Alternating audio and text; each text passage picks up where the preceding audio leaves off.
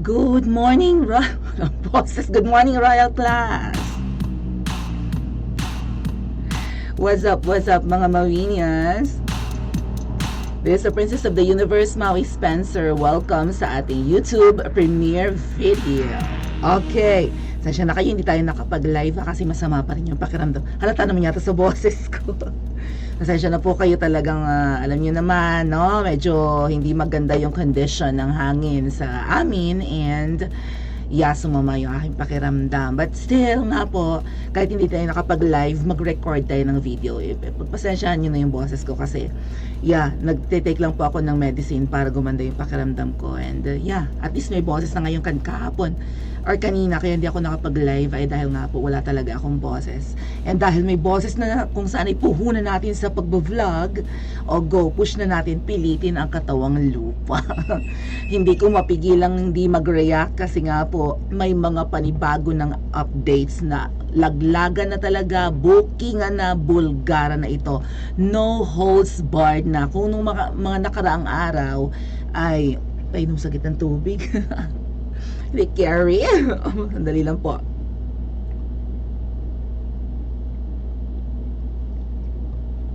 Kung nung mga nakarang araw ay hindi pinapangalanan ni Miss Sass yung tinutukoy niyang adopted son, and kahit yung nanay-nanayan, di ba, ngayon po wala nang preno, bulgara na ito, no?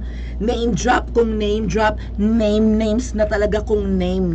So, silip ulit ang marami po talagang sumisilip sa channel ni Miss Sass. Although kinukuyog si Miss Sass ng mga Ensaymada vloggers, ano magagawa natin kailangan nilang sumipsip doon, di ba, sa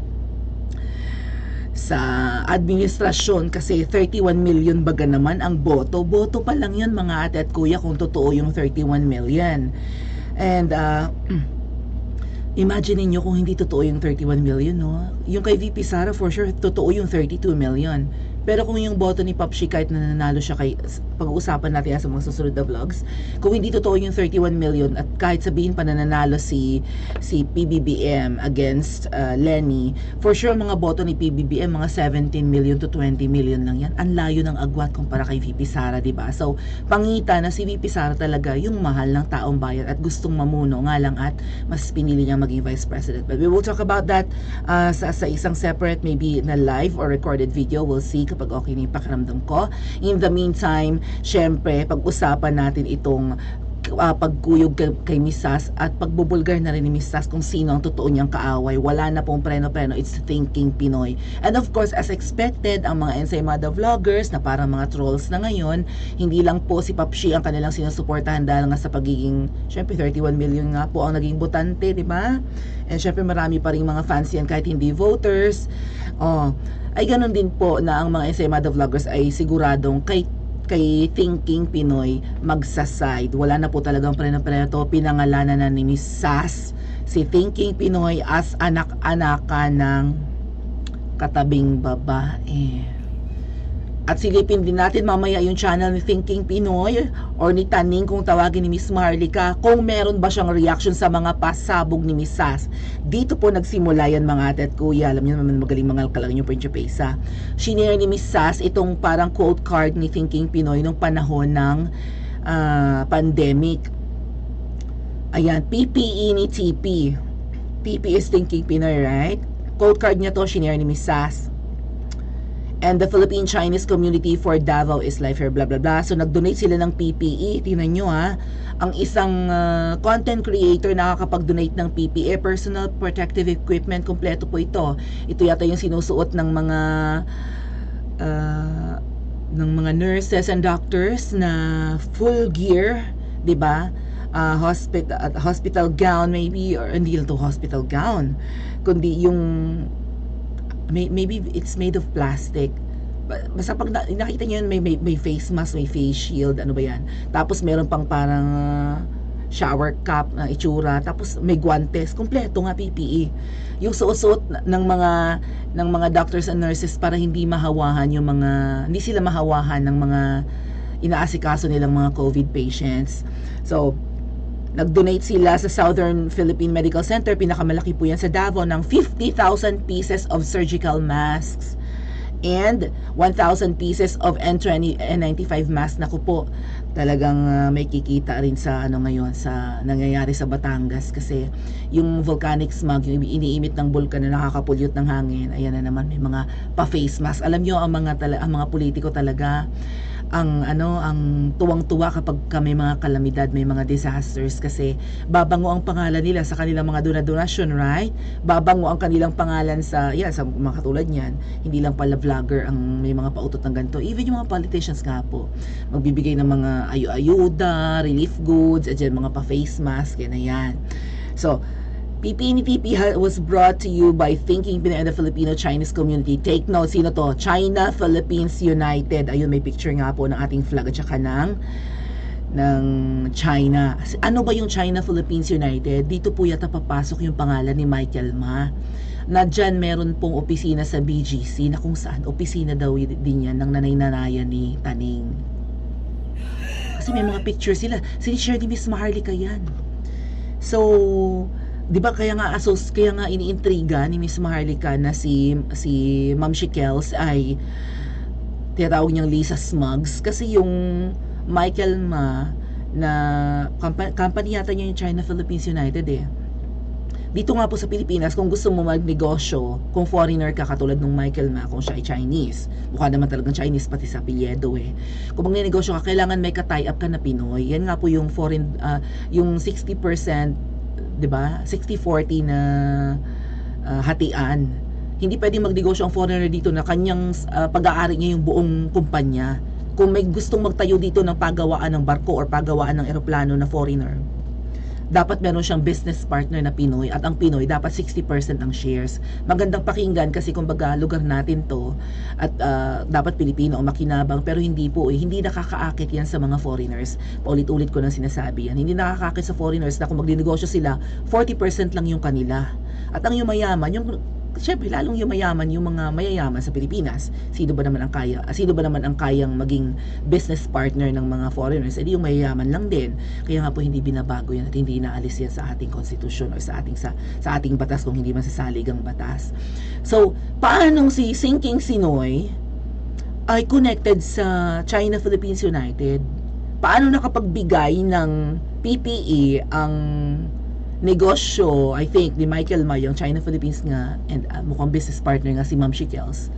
Paano nakapagbigay kay Sinking Sinoy ng napakarami, libu-libong tulong nung panahon ng pandemic? Yan, mga PPE nga po at mga protective masks.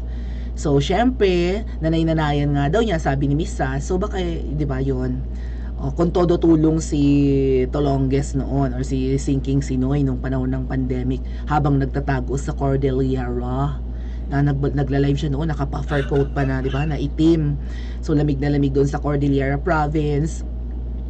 So siguro na siya doon na strand, kasi nga di ba may mga may mga lockdown quarantine thing hindi pwedeng bumiyahe from one town to another. So kaya siya siguro doon nagstay ng matagal. At siguro sabi nga ng iba, may mga pa-blind item pa noon na baka may sakit si Thinking Pinoy na pwedeng lumala kapag tinamaan siya ng COVID. Kaya nandun talaga siya sa Cordillera Province. Okay, na sinishare naman ni Miss Sas yung yung coordinates ng Cordillera. Siguro convo nila yon. Ano sabi ni Miss Sas dito? Bakit kaya nakalimutan nila itong pa-PPE Chorvac Chemelatic nila? May pa China Philippines United pa noon. Chimbustar. Marami rin yan.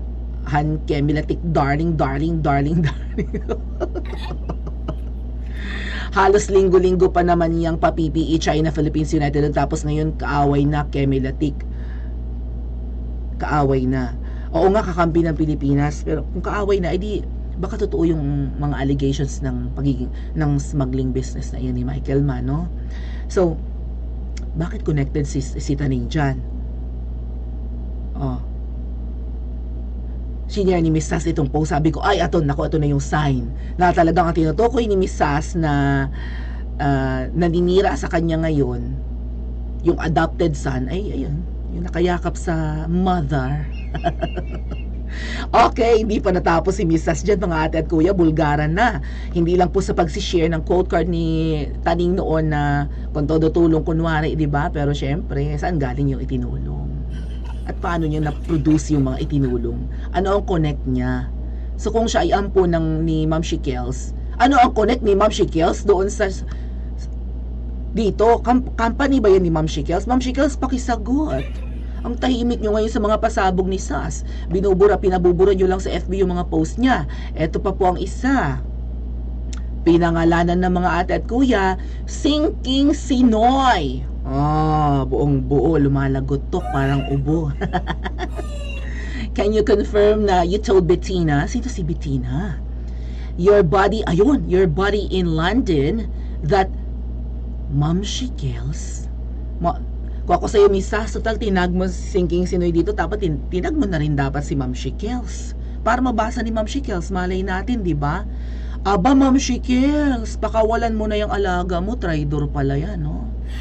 Kung ano ang chinuchuchu behind your back, Ma'am Shikels, hindi na iginalang ang pagiging unang gwineng mo. Ikaw ang first lady, tapos binabalahura ka ng ampon mo. Can you confirm na you told Bettina your body in London that Lam was giving me 100k monthly allowance when in fact it was payment for the foreign policy consultancy work that she hired me for? May shinare din si Miss Sas dito na na screenshot ng mga sinend niyang email at para daw yung email yun ng kanyang mga thesis, mga articles na ginawa at sinend kay PBBM noong 2021 pa lang. So siguro para maging prepared si PBBM sa foreign policy. Bakit kailangan mo ng thesis at ng mga articles ng iba, Papshi? 'Di ba? Nang antag din, yung mga knowledge na kinompose ng iba para lang malaman mo ang foreign policy and what not. At kailangan mo ng backup ng research ng iba, Papshi. Hindi mo ba kaya mag-research on your own? So, sinucho daw ni Taning na 100k buwan-buwan ang tinatanggap ni Miss Sas. Ay di parang ang dating nun, bayaran si Miss Sas ng administrasyon. Right? 100k monthly, sinong hindi matutokso yan, mga ate at kuya? Sa isang taon, milyonaryo ka. 1.2 million pesos yan, mga ate at kuya. Ang 100k monthly. Wala pang isang taon, milyonaryo ka na. 10 buwan, milyonaryo ka na kung di mo gagastusin yan. Hinired daw si Sas ni Ma'am Shikels, which by the way happened because of your recommendation. Nirecommend pala ni Taning. So ibig sabihin, Miss Sas, mas matalino ka kay Taning. Ma'am Shikels, bulokels yung alaga mo, hambugero lang. Anyway, nauna nga lang talagang lumaki yung page niya. 2 million baga naman ang followers. So, pero pagdating sa intelligence, I think hindi uubra si Taning kay Miss Sas. Kaya nga Miss Sas, baka nakakapanood ka ng channel ko. Hello, shout out. Hindi kaya ang dahilan ni Taning ng pag-aral sa Lonidon ay para talbugan ang iyong credentials? Kasi nilalait nila hindi naman daw kilala yung Leiden University na yan ng Netherlands kung hindi mo daw, di ba, pinangangalandakan sa iyong page na for the motherland. Hindi naman daw matunog ang Leiden University or Leiden, I think, na pinanggalingan ni Miss Sas. Doon nga nag-master si Miss Sas. Ay si Taning ngayon naman sa Lonidon nag-aaral. So gustong talbong ikaw Netherlands ha? Mas kilala ang Lonidon. Doon ako mag-aaral sa Bristol. Ay sorry ka Taning, nasa China naman si Miss Sas ngayon for doctorate degree. Hindi ka pa rin uubra. Naunahan pa nga kita Taning. Graduate na ako ng college, ikaw hindi pa. Kaya ka nga nag-aaral ngayon ng college dyan sa UK. Naunahan pa kita. Siguro baka na-insulto ka rin, no? Ang isang kaibigan ni Banat Bay na kaaway mo, naungusan ka na. Diba, dati kami magkaibigan ni Banat Bay, or at least close kami noon. Dead man na nila ako ngayon. Pero hindi naman kami magkaaway, okay? In fact, pareho kami ni Banat Bay ngayon, diba, nag-criticize na sa administrasyon kasi nga po, nahahalata talaga namin na may mali. Ang daing mali. Is payment for work the same as allowance? Bakit sinasabi mo may allowance? Ba't may pa-allowance? Sinking Sinoy, binabato mo yata ang putik na dumi mo, right? Yung putik na dapat ibabato sa mukha, may binabato mo sa iba. Bayad yun eh. Payment for work yun, sabi ni Mrs. A work that I did, quite okay. Of course, 100k pesos per month is not the standard consultancy fee in the Netherlands, my dear. It was a bargain. So, ibig sabihin, mas mahal po talaga yung mga consultancy fee. Lalo na, Diyos ko po, dito nga sa Pilipinas eh. Kaya nga ang lakas ng racket din ng mga katulad kong teachers kapag ka, di ba, kapag ka kami ay i-hire for our knowledge when it comes to research papers, pagsusulat niyan, even thesis, at kung ano-ano pang pwedeng, di ba, mga articles about na kayang i-produce ng mga members of the academe. Alam niyo naman, no, yung iba nga mga doctor na, yung mga kabaro ko, mga mga doctor of philosophy na, no, may mga PhD na rin, no, EDD sa hulihan ng kanilang pangalan. So kami yung mga nagsusulat ng libro, yung mga lalo na yung mga doctorate degree na mga kabaro ko, mga profesor. Yan, kapag nagsusulat ng libro, binabayaran. Alam ka naman, hindi kami bayaran. Di ba, ibubuhos namin ang aming natutunan, ang aming kaalaman, maglalaan kami ng oras sa do research. Talagang may bayad yan. Sa Pilipinas nga, tumatabo na ng pera ang mga katulad namin, no, ng mga guro, if you may. Lalo pa sa ibang bansa. At mataas ang credentials ni Mrs.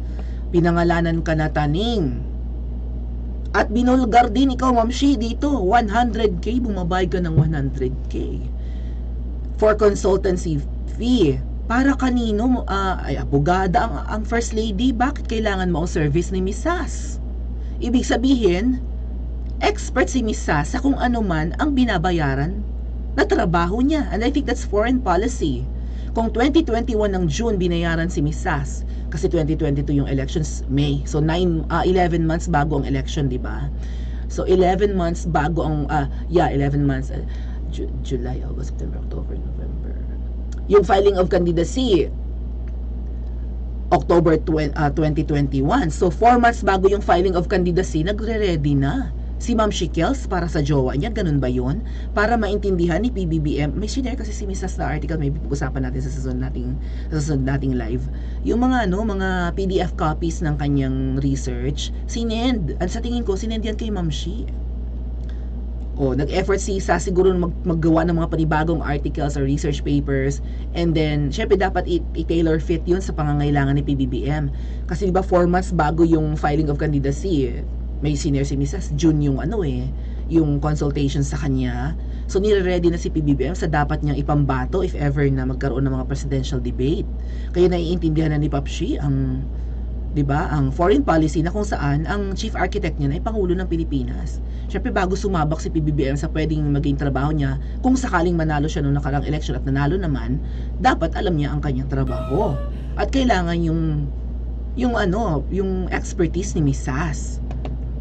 At dahil nga si Taning ay best friend dati ni Mrs.